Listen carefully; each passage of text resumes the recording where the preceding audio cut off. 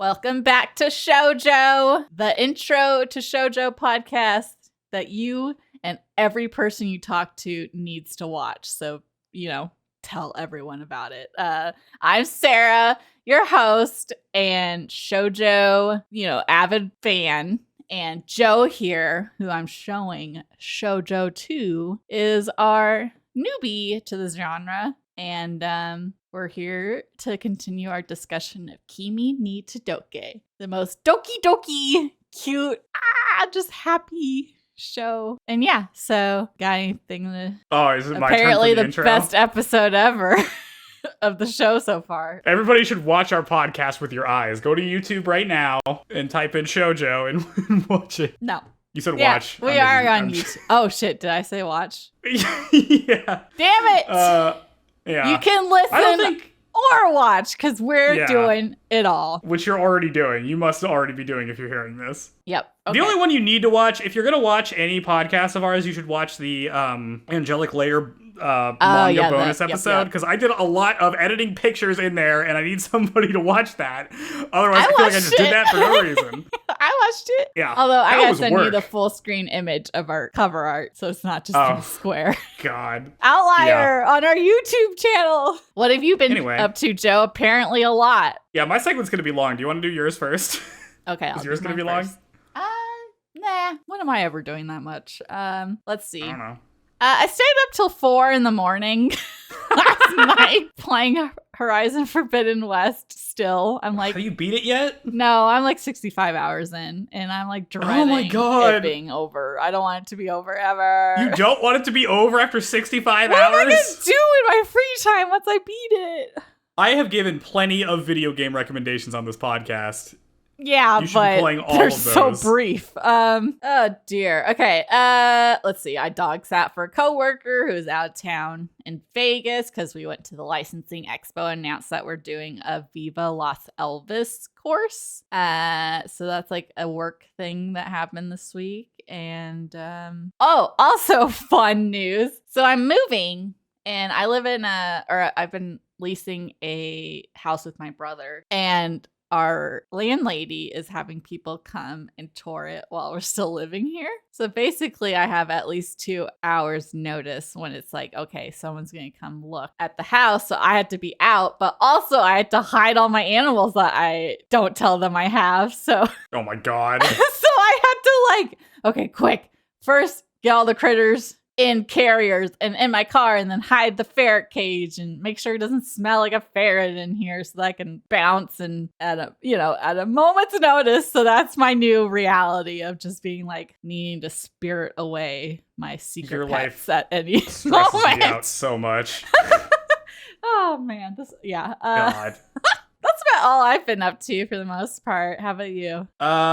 So I've been watching some anime, as one does. So I watched, I guess, 2 major things. I watched, so I finished Macross last time. I talked about that. Yep. And then I watched let me look up the name, make sure I'm getting it right with all the subtitles and stuff. I watched the Super Dimensional Fortress Macross Do You Remember Love, movie version of the show. They do the thing where they make a film version of a show. Gundam does this. This is a thing they used to do a lot. I don't think they do it so much anymore. I guess they do kind of the opposite now, which with Demon Slayer, it's oh, you have the train movie, but then we're gonna break it up and it's gonna be season 2. So they kind of do it in reverse. Anyway, I watched that. And it looked really pretty, and it was bad. So, unfortunately, when you shove a 28 episode series into 2 hours, you have to cut away a lot of the details and nuance and stuff. And it turns out the details and nuance and stuff is what makes the show work. So yeah, unfortunately not that good. It's interesting to watch this because you can see how things that are how important some of these pieces are that get cut out, where you're oh, this completely changed the entire mood of this series. Yeah. I guess so. In this, it's interesting to compare at least. Okay, now I can see what makes a show work versus trying to shove it into film format. Yeah, it does. It's also weird because it's the same people made this as the show, and so when you see them cutting out stuff, it's do you not know what made your show good? I don't know. Maybe they didn't. Money grab, or maybe this was I don't know, because it seems like what else like it looks really good. Well, the animation's really good. It's just I don't know. A fancy ad for the show and toys that they probably sell or something. Well, but it also tells the story of like you wouldn't need to watch the show if you watch the movie, right? Because it's the same-ish stuff. Like the same major plot beats are the same, but the context is changed. Come out? This came out like not even like a year after the show came out. Like it was really nearby. Like they must have been developing it at around the same time. Oh, it came out in 1984. Oh, damn. Okay, so, well, I don't know, merch sales? I don't know. I mean, like, it's great because, like, it looks good. So it's like, oh, the Macross, the giant battleship, looks awesome with, like, a movie budget compared to the TV show, which, like, had some production woes in terms of, like, the quality of some of the images, right? Or like there were times when like the frame rate was so low, it was kind of just like a slideshow. But then there were also parts of the TV show that like looked incredible and they did some really cool stuff, but it's like inconsistent. Anyway, I watched that. It was not that good, but I guess I'm done with that part of Macross. There is Macross 2, which is literally just called Macross 2. No, that's like Dragon which I'll probably watch. It's an OVA. It's only 6 episodes. Oh, okay. It should be pretty easy to get through. I'll probably be through it by next time. So that should be good. Yeah, that's called Macross 2, Lovers Again. So there we go. Oh dear. Well, we'll see how that is. The other thing I watched is I revisited. I'm back in VOTOMs, baby. I watched a VOTOMs OVA called Brilliantly Shining Heresy, which is a 5-episode OVA that takes place after the like original story of Armor Trooper VOTOMs. And it's incredible. It's really good. It's like the best VOTOMs thing, easily, so far, I feel like. Because, like, the main show is good, but it's kind of meandering. Like, there's a lot of stuff, like, there's a lot of arcs that lag, that are, like, a couple episodes too long. The ending of that show is wild, just in terms of, like, the stuff that goes down and, like, how the plot takes a turn in a way that's really interesting. But it just takes way too long to get there. It's like a 50-episode anime, right? So, but this is 5 episodes. It's really cool. It's all about, well, I kind of have to spoil parts of VOTOMs to talk about it, but basically they have to deal with the space church. This is about the space church that takes place in the future. This takes place like 36 years after the original show. Kiriko is brought out of space sleep for reasons that are all about a power grab within the church, and they introduce this new character, Titania, who is another perfect soldier, but like developed in a different way. And it's all about like becoming disillusioned with things that you're supposed to believe in as you learn that the people in power structures don't actually care about those things and are only involved in their own personal power. It's cool. There's a lot of cool stuff that happens. Basically, the first episode is like, what if Kiriko woke up and then had to fight the Terminator? Oh, damn. Which is awesome. It looks really good. It's good. Unfortunately, you have to watch all of VOTOMs first for it to kind of make sense, but if you do, definitely stick around for Brilliantly Shining Heresy. Well, also I'm sure a good name. All the shoujo lovers are super into 80s mech genre as well. There's probably some overlap. Maybe. I mean, not with you. That's because we haven't gotten you watching it yet. We'll get you there. I don't want to be there. I'm gonna have to carve a vector through Darling in the Franxx, which is gonna make me insane. But we will get you into mech content. Macross is the best chance since there's romance, and that seems to be the whole thing that they're shoving into the subtitles. Or the subheader of their shows. Well, that's because that's the mech show about romance, yeah. Well, okay, what else have you have anything non-mech related in your life? In my life, I got my car serviced the other day. Ooh, so it is mech related. Check engine light came on, but it turns out it was nothing. So okay, look at you actually getting that checked. Yeah. I normally would, but my car is just like, I'm dumb all the time, so I don't trust it. Its own diagnosis of itself. I'm still watching other stuff, but I'm not through. Okay. Well, I'm watching other stuff, but I'm not through it yet, so I don't really want to like comment on it yet. Like I finished, or I got through Greed Island in Hunter x Hunter. And I'm now on the Chimera Ant arc, which is the one everybody loves and says is good. So we will see how that is. This is dumb. I'm out. It's one episode and I was like, what the hell is this? I'm out. My friend Elvin was talking it up because he like loves this arc, and then we get to it and Elvin's like, I think you're gonna hate it. And I'm like, why did you make me watch this show? It's the big arc you think I'm gonna hate. I mean, to be fair, I haven't liked the other arcs very much. Like York New is the best one so far because it's like a big revenge story. That one rules. Greed Island was okay. I just like the girl with the hair. I hate it. Oh, Biscuit? Yeah, well, name dumb. Hair dumb. If you're and there's like been no good like recurring female characters, and then there are no women in Hunter x Hunter. I point this out all the time. It upsets me. For a long time I was really hoping Kurapika actually was a girl. I had a bit running where I'm just like, how long until we pass the Bechtel test with Hunter x Hunter? And it takes like 30 episodes or something. The what test? The Bechtel test. What the hell is that? You've never heard the Bechtel test? No, I'm not cultured. Educate me. The Bechtel test comes from a comic. Let me look it up to make sure that I'm saying stuff that's correct. Yeah, so the Bechtel test is... so the test is whether a work features two women characters who have a conversation about something that isn't a guy. Oh my god. Okay. This is a comic strip in the book Dykes to Watch Out For by Alison Bechtel, and it's called the Bechtel test. It's like an extremely low bar for like, hey, are women considered like are 3D characters in this media? And the answer is it takes a long time for Hunter x Hunter to even pass that extremely low bar, and even when it does it, I don't think it's very good, but it technically does, so I guess it gets a check mark. That's wild. Okay, well, that's gonna be a thing I think about now.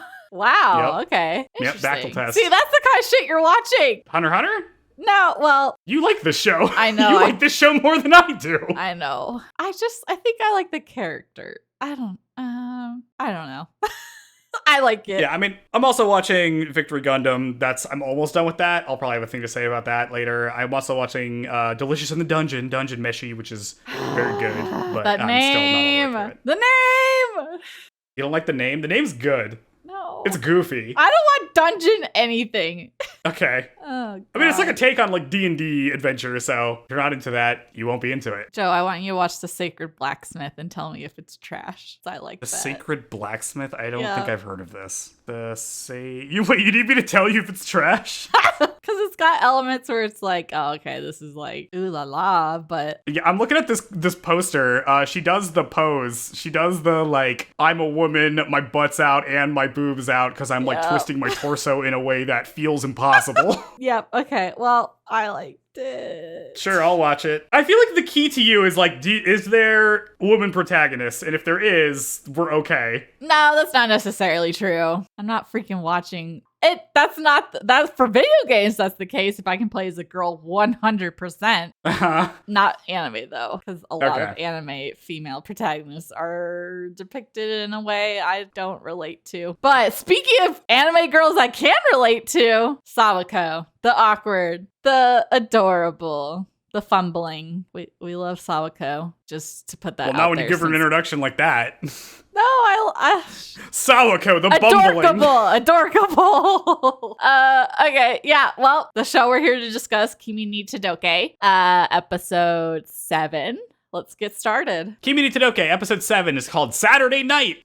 It's Saturday night. And Sawako's making food. Her mom is excited because Sawako cooks on Saturdays, and that's fun. Sawako tells us, the audience, that her plans to get ramen with Chizu and Ayane yesterday were a bust because the shop they were going to was closed. Then Sawako gets a call from her friend on the landline, and it's Chizu and Ayane, and they're asking her if she wants to go get ramen tonight instead. She asks her parents if she can go, and her parents are very supportive of her going. They're all scrambling like this has never happened before, everyone. This is what do we do? Yeah. Her parents are like, oh, you have friends. That's great. You should definitely go. Forget that you're cooking right now. We'll just figure it out. Whatever. Yep. Go. It's pretty good.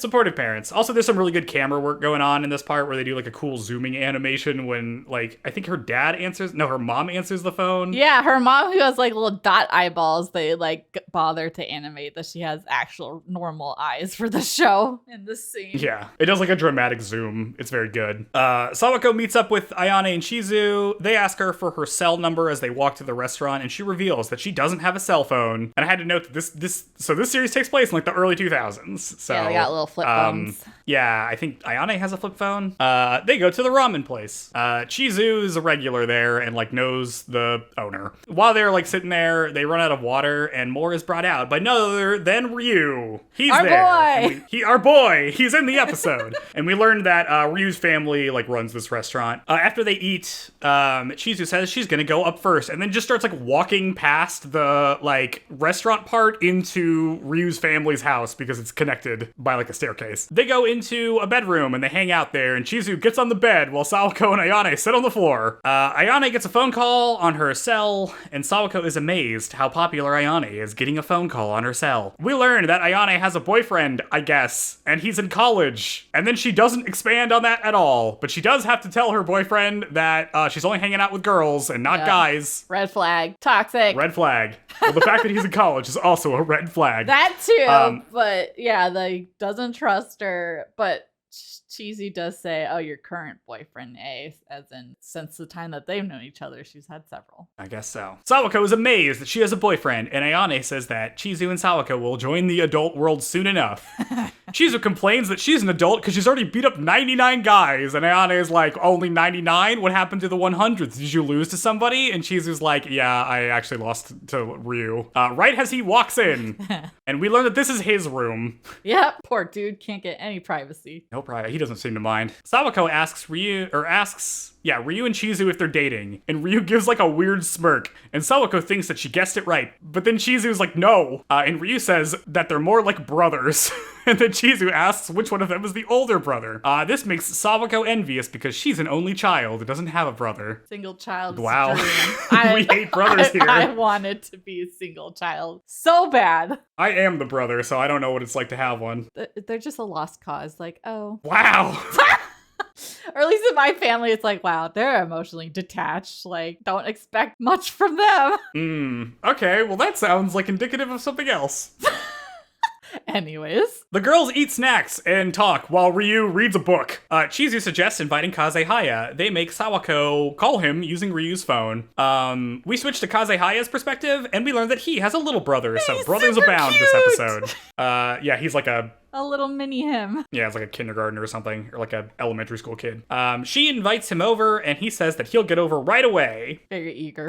Yeah. While waiting for Kazehaya, they look at a middle school yearbook. We learn that Kazehaya used to be on the baseball team, but quit when he started high school. Sawako says she wishes she could have known him then, so she could see him play baseball, and Chizu tells him that there'll be a sports festival at school soon, so she can watch him play softball then, because he's gonna have to do that. Then Sawako flips the page, and we see the blonde chick, and we learn that her name is Kurumi. And Chizu doesn't like her very much, but doesn't elaborate on that. Ayane teases Ryu, asking if he thinks Kurumi is hot, and he says that she's not his type. And they're like, oh, you have a type? What is it?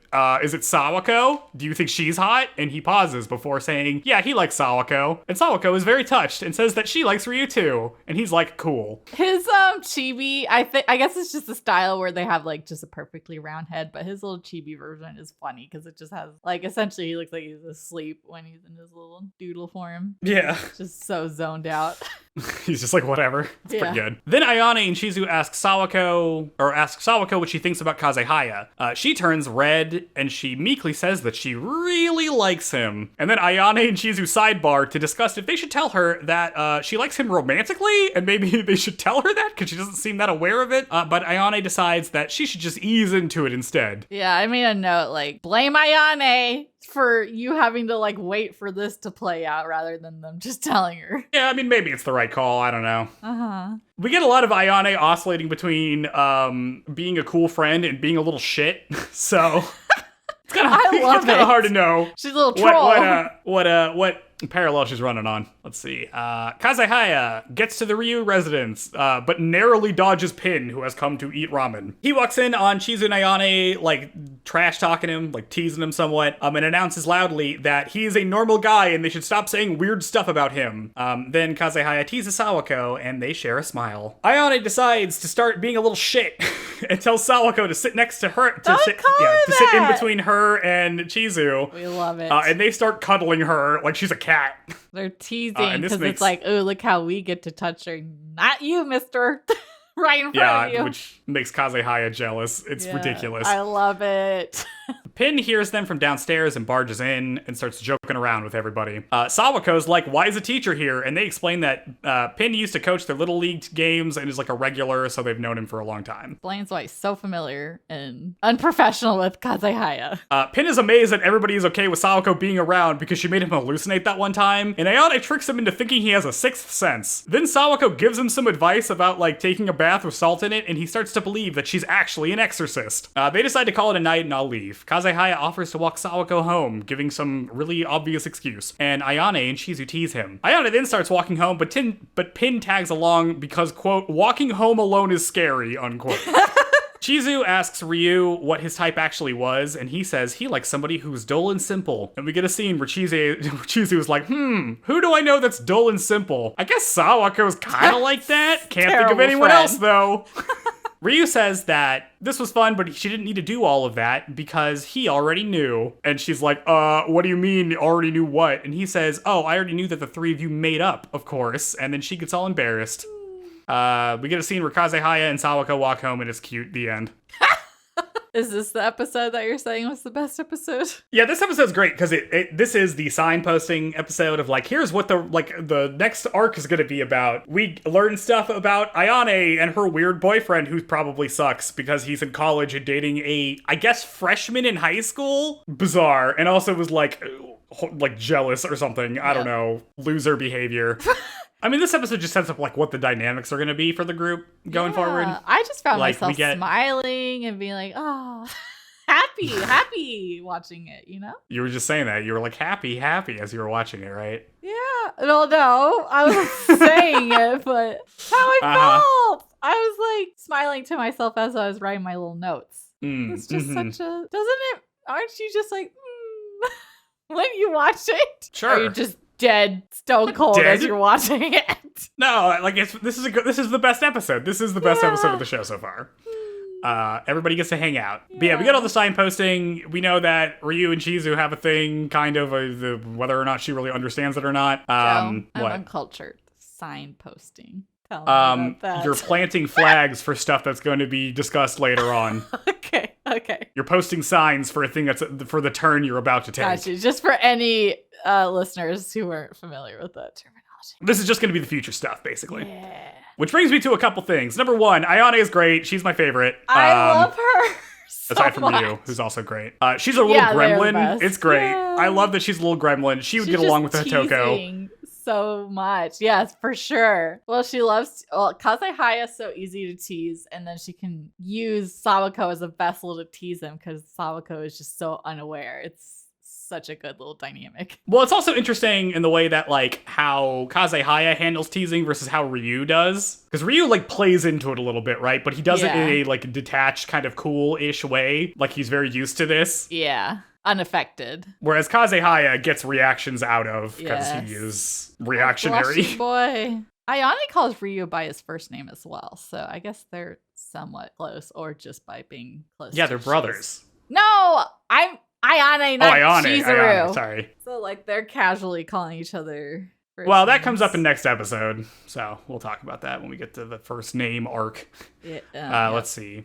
Oh, something that I'm not excited about. Oh, let's hear it. Ayane and Pin go home at the same time. They need to not be a thing. You're so if they are perceptive. a thing, I am burning down the establishment. Oh god. Gross. You're so I mean, we've had a lot of episodes, like a lot of moments where like Pin walks up to Ayane and he's like, "Hey, go home, brat," and she's like, "Fuck you," which is pretty good. But I don't want that to be a romantic thing. Not every thing needs to be romance in this. Thank you. Well, maybe she has, like, a thing for older dudes, apparently. If Pin does this, directly to jail. Do not pass go. Do not collect $200. This better not happen. Oh, man. I say, as, like, I'm manifesting it happening. Ugh! Okay. I noticed it does seem to be a thing. Like, it's a common trope in shoujo that there's, like, a teacher situation sometimes. Especially in the older ones, I feel like.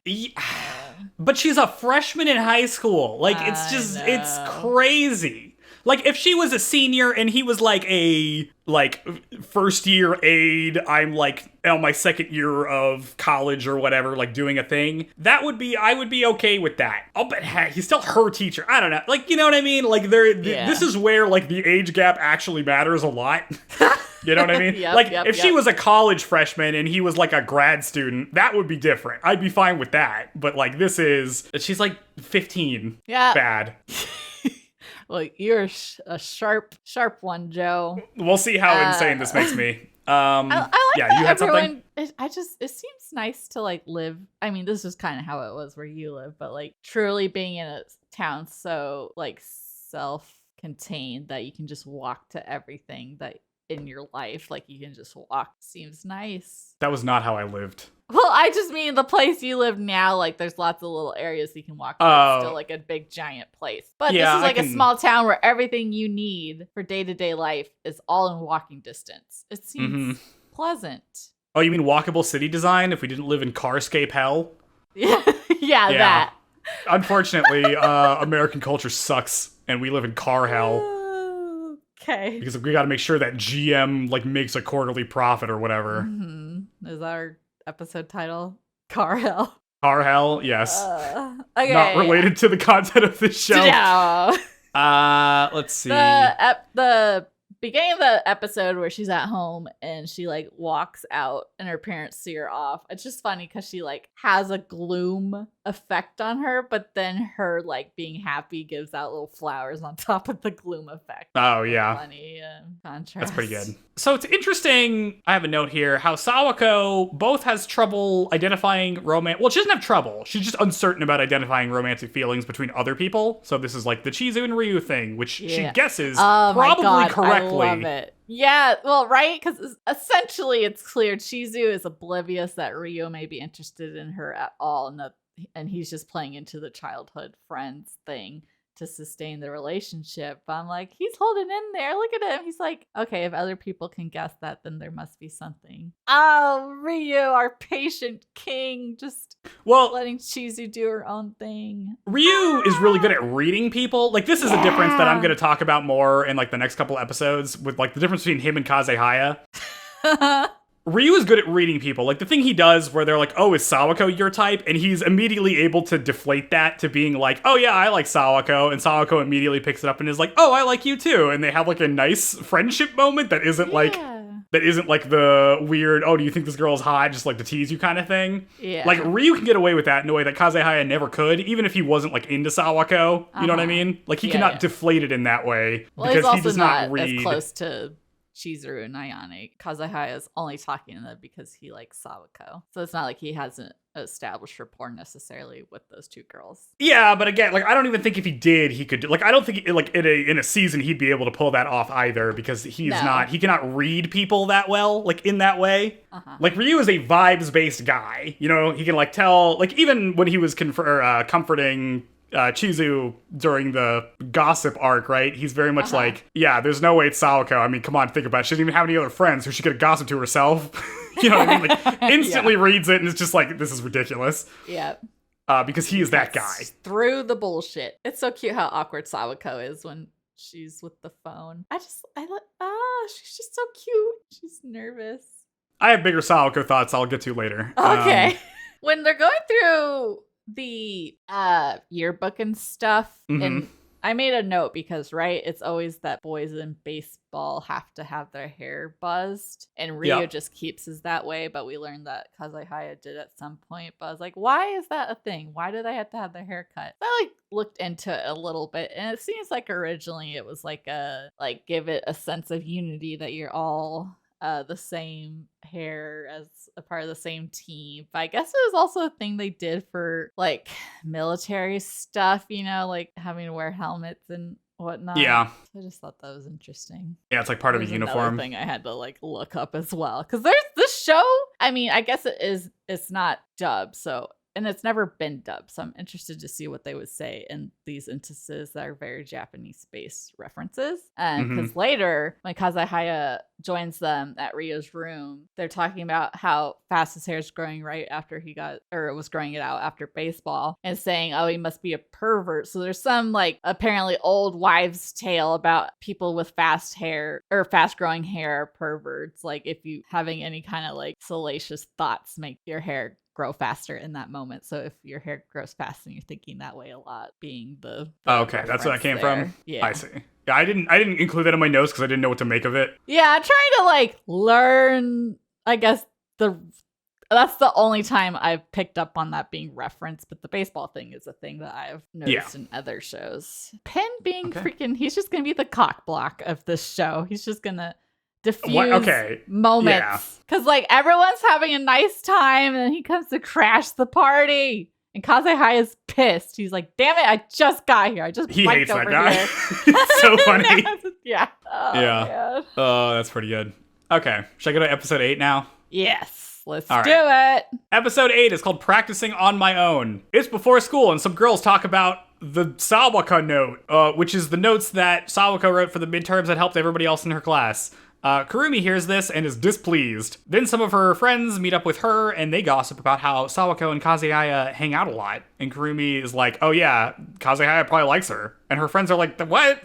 No way. Why would she like her? Or like, why would he like her? That's impossible. It's way more likely that he's into you, Kurumi, because you guys are so close. And Kurumi is just like, oh, that's only because we were middle school friends. Sawako is walking to school thinking about how her classmates keep doing weird stuff to her, like making a face at her or like tickling her or something. The two plot device delivery girls tell her that there's a rumor going around. Hey. Right? We said they're going to be a thing. Bother to remember their names. Yeah, what we get them names, later. Joe? They're in. I have them later in a bullet point. Okay. I'm doing a little joke here. Okay.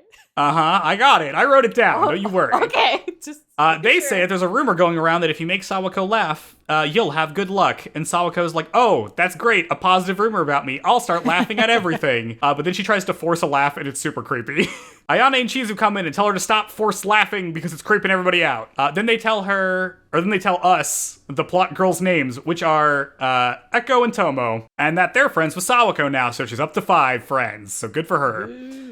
Then they all get on a first name basis real quick, and Sawako does her best to call everybody by their first names because that's a bigger deal in Japan than it is here, clearly. Well, typically, although she seems to be struggling with it, where they're all, I guess modern day, it's probably more casual or laid back with that kind of stuff. But it's like she's like, Jesus. Like she stutters out their names. Yeah, because it's customary to call people by their last name if you don't know them, right? And like if you do know them, you can call them by their first name. I mean, but like a much more extreme example of like what we have here. But also like your peers, like this is it shows closeness by calling somebody by their first name, which is a weird thing. This is always the weird thing where I'm like, it's so weird because here in the US, I call my boss by their first name. I call my boss's boss by their first name. I call the CIO by their first name. It's just like nobody cares. Essentially just kids. Kids call people Mr., Miss, whatever. And then I'll call people by their last name or like this is Mr. whatever if I've never met them before. But as soon as you meet somebody, they're just like, oh yeah, call me this. That's like a very normal thing here. Anyway, Ayane says that Sawako should be less formal, and hey, look, it's the perfect practice partner, Kazehaya. Hey, Sawako, go call him by his first name without an honorific. And she tries to do that, but ends up only calling him by his last name without an honorific, which is a lot less impressive. And then she still, like, leaks out a little cool. Yeah, and she's super quiet about it. If you're wondering what an honorific is, it's like San, which is like Mr. whatever, or we've talked Chan about it a or little Kun, bit, but like Sama, are, that's like the highest respect honorific you could use on someone. San is like a typical respect, and then there's like Chan is typically used for kids or girls. Kun is for boys. There are other endings for like your position, like you call someone blank sensei if they're your teacher. Yep. Like there's, and then like Senpai. if you're in the military, there's like captain. Like there's a lot of like denoting your rank or whatever. Which reminds me, you should always be calling me Dr. Joe. So maybe you should start. Me? Yeah, because I do have a doctorate. Oh, Dr. Joe. What else you got? Let's see. Sawako decides she's going to keep being formal with boys, but is going to try to loosen up with girls. Pin makes Kazehaya join the sports festival planning committee. The students are assigned to the following sports. Kazehaya is playing softball and soccer. Chizu is playing volleyball and soccer. Ryu is playing softball. Sawako is playing soccer, and Ayane is playing volleyball. Chizu is pumped for the sports event. Sawako vows to not be a burden. And Kazehaya suggests that the class take the afternoon to practice. Let's see. We get a cutaway, and in a bathroom, Kurumi learns that Kazehaya is on the sports festival committee, and she subtly gets her friends to nominate her to be on the committee too, but she does it in that like, oh, I don't want to be this. Calculated. Yeah, it's calculated. She subtly does it. She read Machiavelli. She's like, ooh, I know how to maneuver in a way that is unnecessary. But she can't let her know. She can't let anybody know that she's into him because she's got to play coy. Sawako practices soccer, and she has her hair in twin braids, which looks pretty good. Yeah. As expected, she has. Styles. Yeah. Lots of hairstyles these episodes. Lots of hairstyles.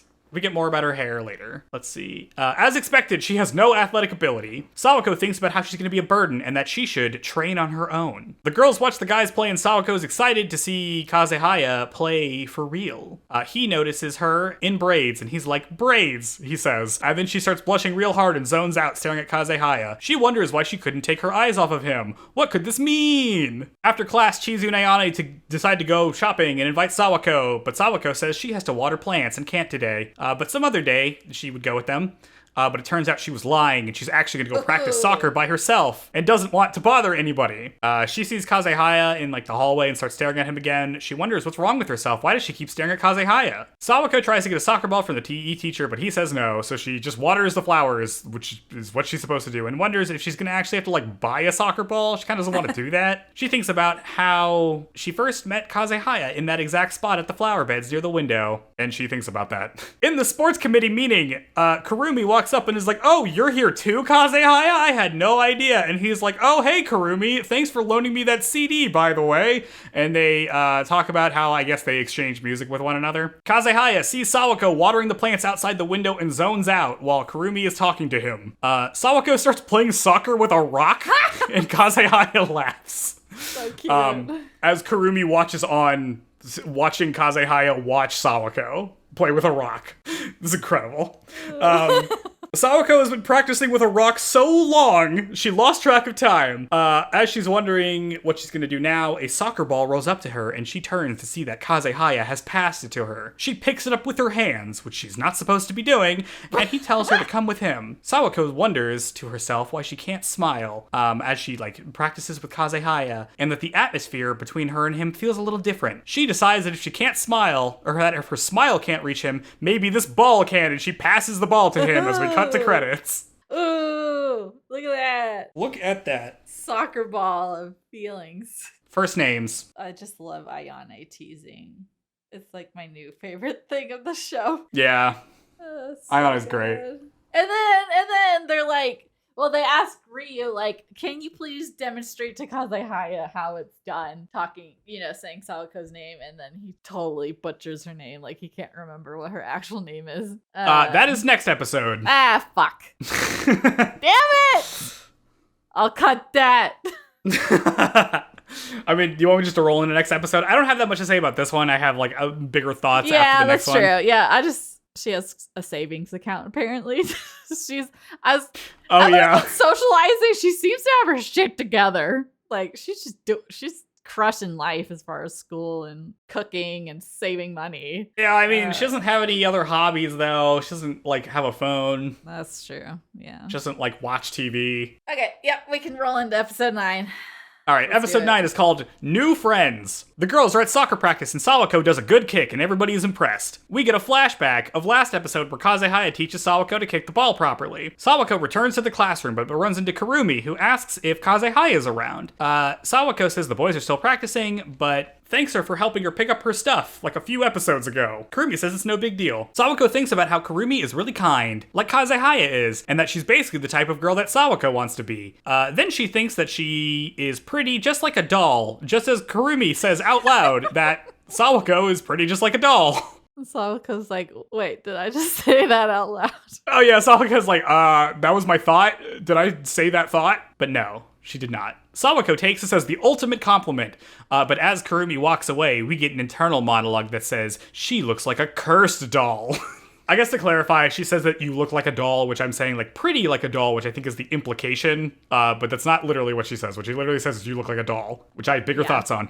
Kazehaya comes in without a vest on and asks Chizu how practice is. Chizu talks up Sawako's skills, and Kazehaya is impressed. Sawako remembers Kurumi was asking for him and tells Kazehaya that somebody was looking for him. And Chizu was like, oh, you met Kurumi, huh? But then doesn't say very much. And then they chastise Sawako for not using everybody's first names like she's supposed to. Chizu asks Ryu if he's remembered Sawako's name, and he has not.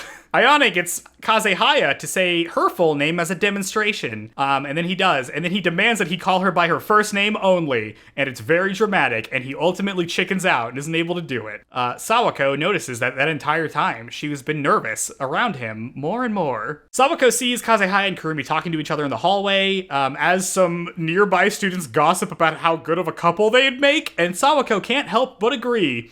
She wonders if Kurumi should be her role model, and thinks about if she should get a hair perm or not, because like Kurumi's hair is like very lightly colored. Like she's not blonde, it's just like really light brown, and it's like permed, I guess. It's like very bouncy, wavy. She asks Chizu and Ayane if she should get a perm, and they think it's a terrible idea after visualizing what it might look like. Little creature. Yeah.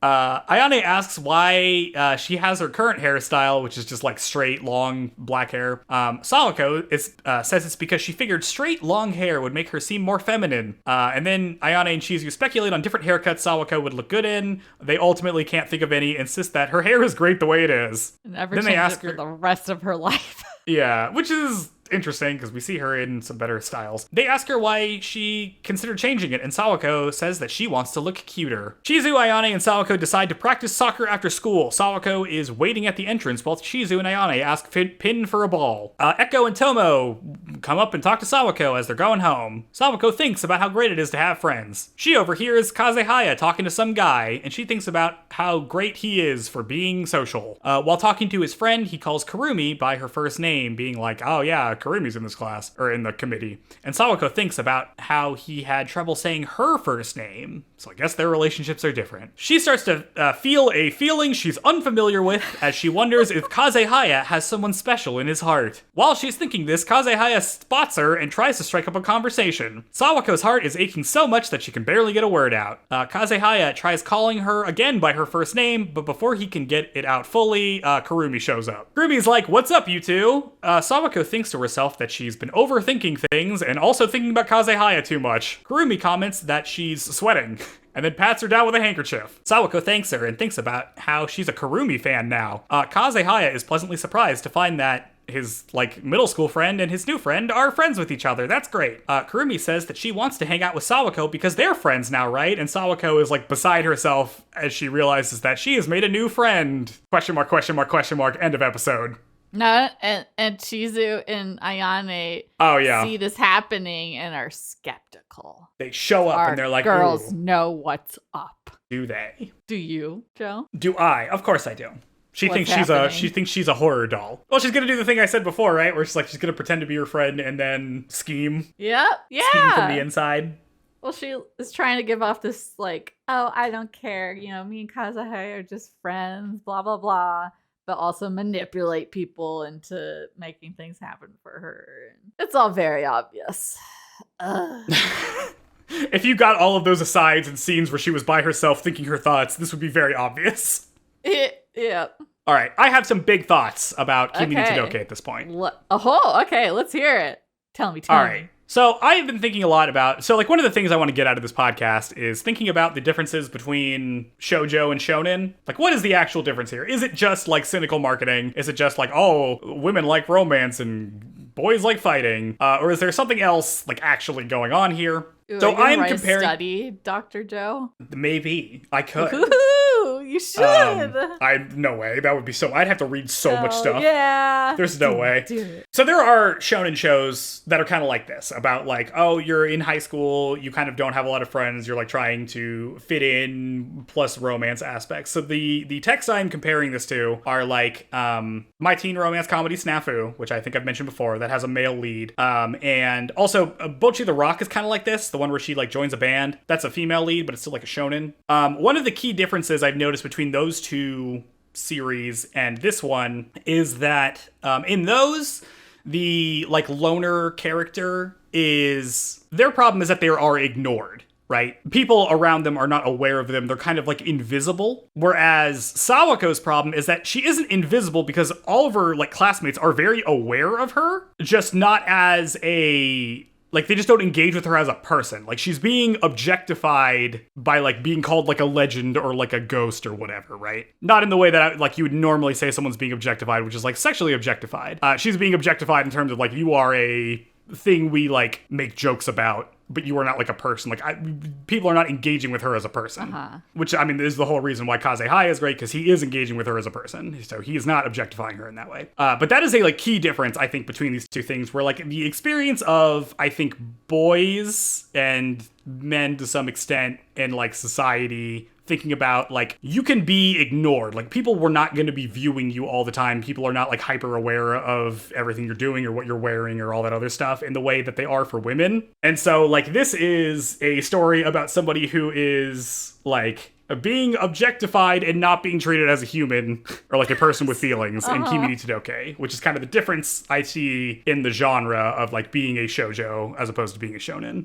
This comes because I also randomly was watching an episode of John Berger's Ways of Seeing, which was talking about, I watched episode 2 of that. It's like a 4-part series. I've never heard of it. Yeah, I don't know why I ended up watching it. It's one of these weird things where like I just stumble upon because like somebody was saying something about like the male gaze, and then like this is basically a series talking about that. But what he's talking about in this, and this is from like the 70s, right? So this is, older, and doesn't comment on like social media or anything. It was talking about like the way women are depicted in like European classical art, especially when they like are shown nude, and like talking about like the way the women are posed, the way that they are looking at the camera, or not the camera, looking at the artist is peeping on them, right? Like they're unaware. Or like they're like doing a face that you would do for somebody viewing you. Like it's all in service of the viewer, which is like assumed to be a man. And this is kind of like where the concept of like male gaze kind of comes in. It's like this is a painting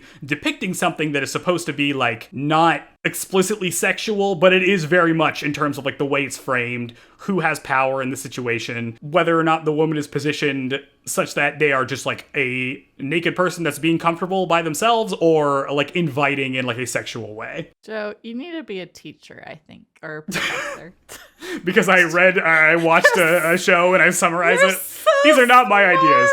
But like this is so good at conveying them. Yeah, well, it's just like, I don't know. Like I happened to watch this, and then I happened to watch these episodes where like, they're complimenting each other by saying they look like a doll, which like, I understand that this is a reference to like the Japanese dolls, I don't remember what they're called, that are like the porcelain, like I guess like platonic ideal of what you would want to look like as a woman in like traditional Japanese culture sense. I mean, obviously like Ayane is going for a different look and stuff like that, but that is a beauty standard to be compared to, but also it's a doll. Which has all of the context of like being objectified, like in a literal sense of like you are literally an object if you look like a doll. Because people are going to think of you as like an object. And so I don't know, I was just thinking about that because one of the like quotes from this TV series or the episode is like, men look at women and women look at men looking at them. And so this is kind of like that in like a, not as, it's not so much focus on men in this, but it is like Sawako knows people are looking at her. She doesn't understand what they are necessarily, like what they are seeing or why, and that creates problems for her. She's not really able to change it, but she is thinking about it, right? Like she wears her hair straight down because she wants to look more feminine, but she doesn't realize that that's like not necessarily working in her favor because nobody will tell her, because nobody interacts with her as like a human being.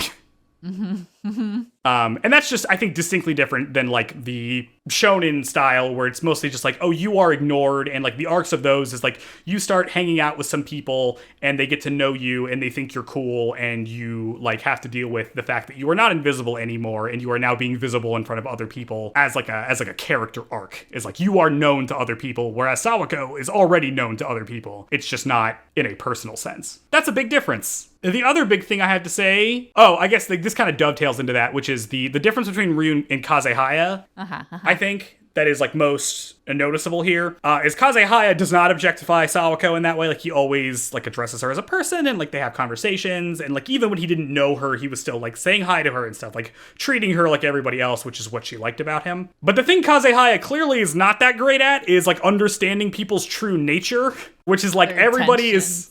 Yes, he's not very good at intentions. Also about Sawako is to the extent that she may be on the autism spectrum, in terms of like one big part of that is like, at least this is my understanding, I'm not an expert in this, but like being literal in which she is very literal. Like I mentioned before about how like she talks in very precise languages and says exactly what she thinks, which causes problems because other people read the implication of that. And Kazehaya reads the implication of that in the episode where she like talks about how great he is, and he's like, oh, well, she likes me. But she doesn't. She was saying those words specifically to convey what she felt about you, which is that she admired you, which is not the same thing. And she also is very bad at like, or she's unsure of herself. She isn't actually that bad at reading things. Like when she asks Chizu and Ryu if they're dating, that's actually a pretty good read. She just doesn't trust her own assessment. Yeah. And so she always needs confirmation of other people's intentions. And so that's why I'm saying to a certain extent, I think she might be on the autism spectrum a little bit in terms of like not able to pick up social cues in the way that somebody growing up at this point probably is already able to, or like normally would have been able to. Yeah. I don't know if there's any anime that feature such a protagonist or address it. Like they may have the characteristics, but I don't know if there's an anime that addresses a character as autistic or not. Yeah, I mean, not explicitly. Like, I don't think this is going to explicitly say that. Like, this is just a thing I'm thinking about Sawako, like, in relation to. I don't think she's, like, they're ever going to be like, oh, you might be on the spectrum, because first off, this came out in, like, the early 2000s before that was a thing. I don't know where the conversation on autism even is in Japan. Yeah. But, like, this is what I am thinking about in terms of, like, what is being portrayed. Because it does make sense. Yeah, well, also, I think from what I am aware of, it like goes unnoticed in women more than men because women are traditionally expected to be more reserved and quiet like that. And then, but if a dude is like that when they're supposed to be more like, they're supposed to be more bravado in how they behave, then they'll more likely assess them as autistic because it like differs from how society expects a male to act. But because it displays as like reserved nature in women, which is what we want in our women, we don't identify that as much. Yeah, I think that's right. I do think there's like a higher diagnosis rate for men than there is for women. And that explanation makes sense. Yeah, look at us. Diving deep. But I do think that is a difference between Kazehaya and Sawako. Which is why, like, I guess what was I saying? Oh yeah, like the fact that Kazehaya is not grasping like Kurumi's true intention after being friends with her for years is like a difference between him and Ryu, which I feel like Ryu could clock that pretty quickly because he is a vibes-based guy. It could be because Ryu's so uninvolved in everything that he can see with clarity, whereas Kazehaya is involved with everyone. So it could be taxing on him if he was like trying to take everyone at face value as more than that, because so many people are coming to him to have to like interpret so many things with so many people could be stressful. Well, also I feel like Ryu's more observant. Yeah. Like he pays more attention to people specifically, even though he's not being friendly, right? He's not going out and remembering people's names. He is observing people pretty closely when he does. In a way that Kazehaya just kind of like, he does jump to conclusions. He's not paying attention to the exactness of Sawako's words in the same way that Ryu might be able to. Also by not being bothered by like who they are or have certain image of a relationship with people, Ryu can just see things as they are and not be his perception changed by like feelings or associated things with that person. Yeah, he seems to enter conversations with less baggage at least, or like priors. But we'll see how that plays out as we get to know him more.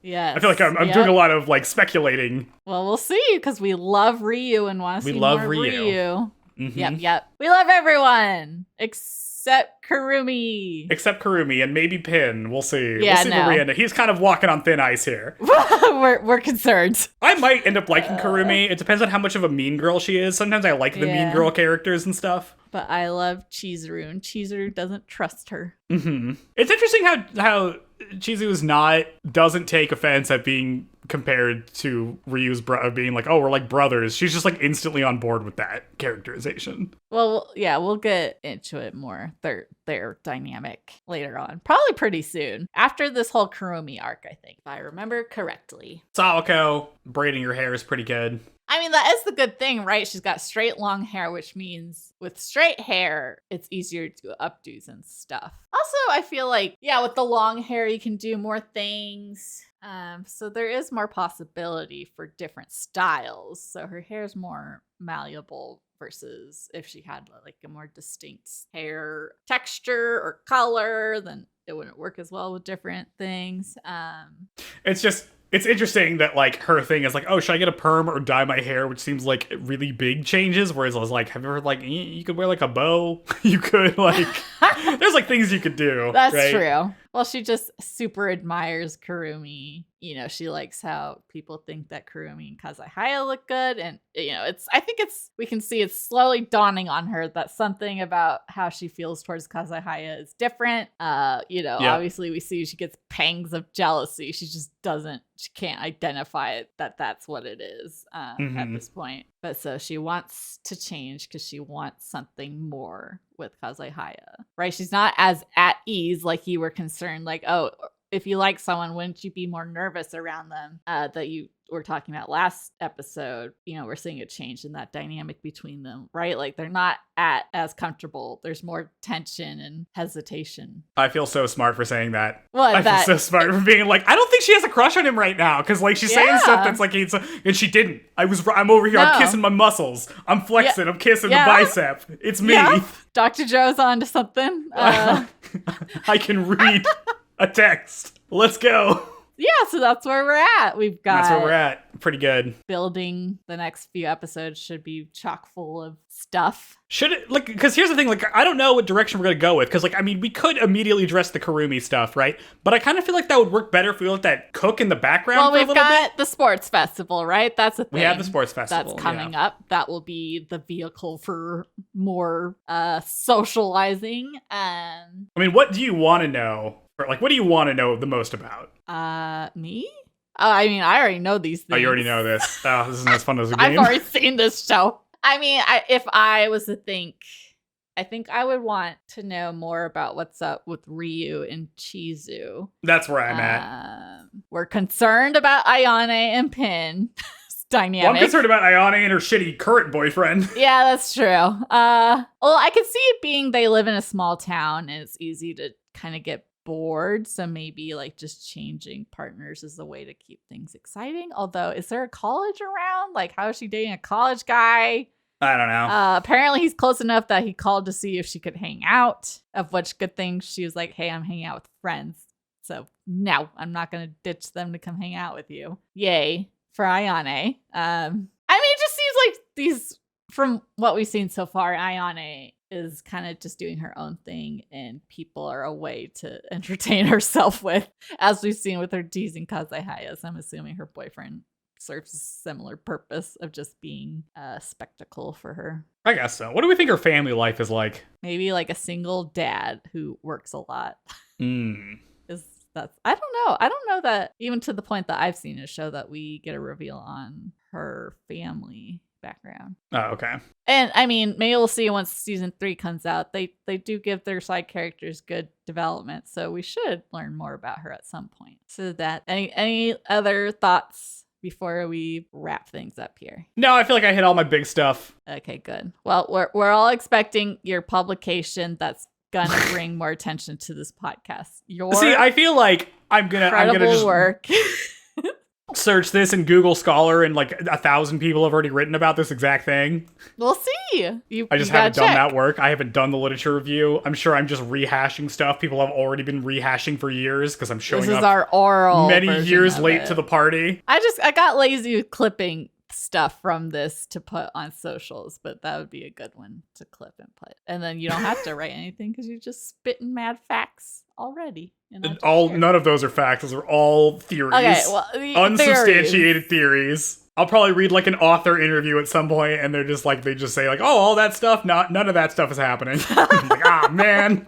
I don't know. I mean, this is one that has more thought put into it. Not that you've seen. Whatever show we cover next has to be a more typical, like more basic, just the stereotypical shoujo. I gotta think of what that is. Well, I mean, this show does compare, because this has a lot more emotional weight to it. Well, the thing that depressingly, but like there's just more thought put into it. Yeah, the thing that is kind of impressive about this one is that it doesn't, like, it's cartoon, but it's mostly staying in like the drama territory. Like, it's not moving into like melodrama. Everything's heightened. You know what I mean? Like, even with the last arc, the whole time I was like, I'm pretty impressed at how everybody's having like pretty realistic reactions. Mm-hmm.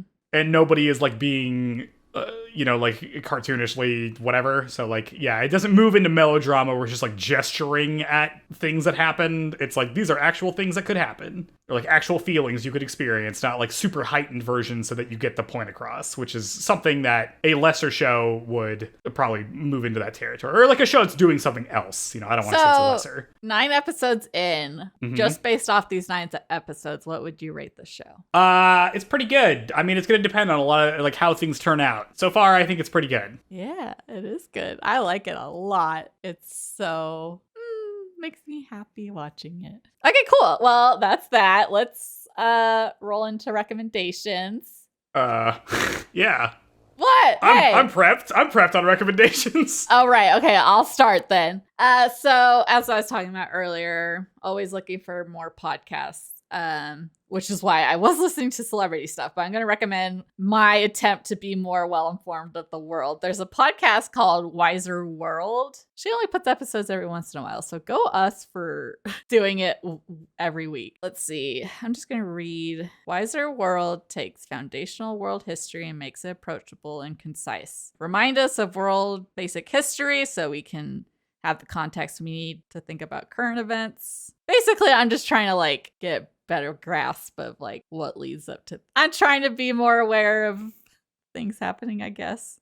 And she presents it in a very good way that makes it easy to listen to. There's like, you know, I just learned about never mind. I'm not gonna, like, I learned about the history of North Korea and stuff, like, because, you know, vaguely aware of it, but it's cool to get like the whole play out. Essentially the last 100 years of the history. So it's been really interesting in a good way for folks who maybe live under a rock like myself to get a bit more aware of what's going on in the world. So Wiser World, I listen on Spotify. So not too many episodes, but they are good. And I highly recommend that podcast. That's my recommendation this week. How about you, Joe? Have you found inspiration? Not really. I mean, no? Kind of. Oh, you're looking around your bookshelf. I was looking. I came back to my seat. Hey. So the thing I want to recommend, but I can't. I finished a book recently called Computer Power and Human Reason by Joseph Weizenbaum, which was an MIT professor who made the first chatbot. And it goes through a lot of really interesting stuff as he like talks about how people project onto machines. I think it's pretty relevant now with like the popularity of ChatGPT and all this other stuff. Book goes hard. Like not for the casual reader. No, it is for the casual. Like it's written for like a casual audience. Like it does talk about dummy like me could comprehend what's being said. Yeah, I mean there's some technical stuff in there you can kind of just gloss over. Are you saying I'm a dummy? You disagreed with me. I did not agree with you. I was saying that the book is written for somebody who doesn't have a technical background. I'm not calling you dumb. Okay. No. Continue. I think you're very smart, or I wouldn't do this podcast with you. Really? Yeah. I'm not a total dud. You're not. I don't think you are. You seem really surprised when I said that. Like, you think I secretly think you're stupid. So if you say I'm smart, that means something. I'm not that smart. I just, like, I'm this is my preoccupation. Well, you're curious. You're curious and knowledgeable about a lot of different things, which is admirable. Big brain storing all that info. This is why I was like, oh, I should recommend another podcast, but I'm like, oh, I probably already recommended these podcasts, or it's like all in the same network of podcasts. So it's just these recommended guys again. Technically on a recommendation segment is Game Studies Study Buddies. That's the only podcast you've recommended. You've mentioned other ones, but that's the only one you've used as a recommendation in our recommendation segment. But book, continue. The book. Well, I'm not recommending this book because it's no longer in print. Anyway, this book rules, though. Chapter 10 is called Against the Imperialism of Instrumental Reason. It just, if you want a little taste. You are recommending this. I am recommending this, but you can't get it anywhere. Where'd you get it? I bought it off of eBay. Okay, then people can find it. They just gotta work for it. I will recommend a podcast instead. I'm gonna double recommend so you can actually access this. I'll recommend a podcast by that same network of people plus another person who does a lot of super interesting stuff. So I'm going to recommend Shelved by Genre, which is the same guys who do Game Study Buddies, plus Austin Walker, who does like a lot of really interesting stuff in the game space. That, you know, think deeply about this kind of stuff, like the way I'm thinking about like, how men and women are perceived. All stuff that they do constantly in this podcast. This is about genre literature. They read books in segments and then talk about them. They go into real hard depth. These guys are way smarter. I mean, they have like literature backgrounds, so they're talking about all this other stuff. They're bringing a bunch of other things in. So like if you liked that segment where I like speculated on this stuff as a guy who doesn't know very much, imagine if a bunch of 3 really smart people did it for like 3 hours. Podcast.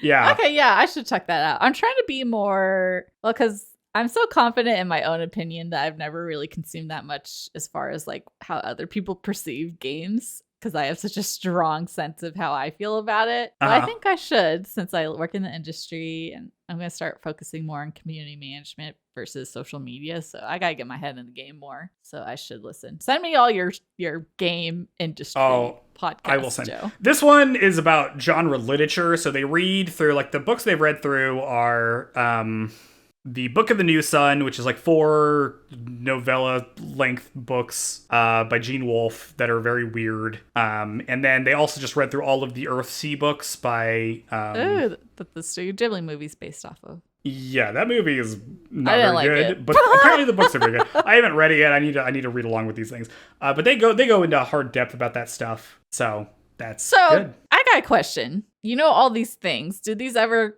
Like, do you ever get to go into discussion on these, or are you just like talking to people about them?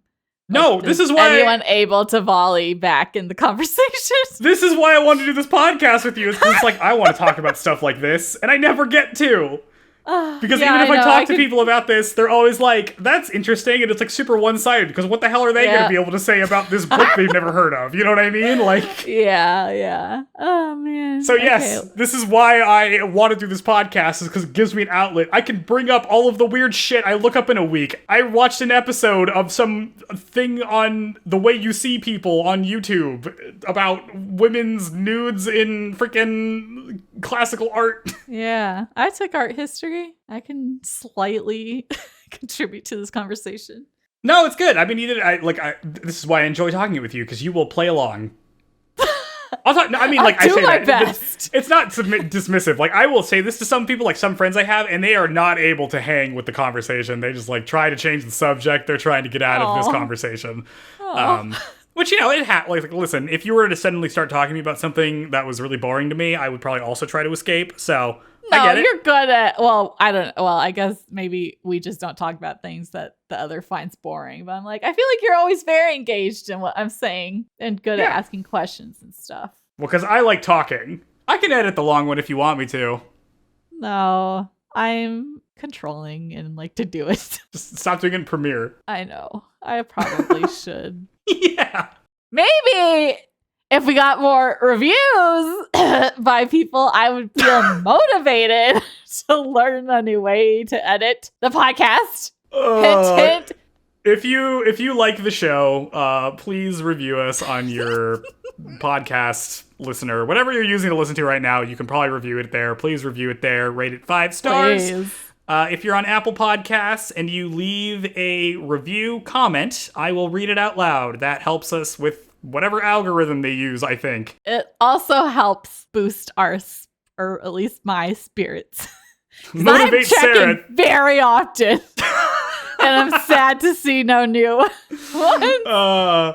Yeah. If you have anything you want us to address specifically, you can send us an email at shoujopod@gmail.com. That's the show. The episode, baby. Next time, 10, 11, and 12. You know how we like briefly, episode 8 is essentially what we thought we were getting into with these episodes, where it was going to be like, okay, we talked about it. That's that. Move on to the next one. Easy peasy. Yep. Let's put editing Sarah out of her misery and end it here. All right. Any parting words? What did we learn this time? If your teacher / baseball coach wants to walk home with you because walking alone at night is scary, just ditch him. Just say, fuck you. Run away. Yeah, just tell him to buzz off. Tell him to die. Don't date your teacher. Don't date your teacher. Be Miss don't possibly be misinterpreted. What if this doesn't happen and I'm just like going real hard on this? It's gonna happen. I know it is. I mean, our last age gap didn't work, so maybe this time, you know. Maybe there'll be a time skip, and at the end of the time skip, he's dead. Oh damn! Wouldn't that be good? Like, oh, pour one out for Pin. Honestly, I'd be fine with that. The end of the time skip episode is just Kazehaya going to a grave and like putting some flowers on it, and it's just Pin. I really hate time skips. Do you? I don't think they happen in anime. Well, I freaking hate the one in Young Justice. Yeah, that one's bad. It happens in Naruto. It happens in... That's true. Well, that's like a series conclusion time skip. Like, it's one series. Happens in One Piece. Starts. Don't tell me. I'm only on episode like 500.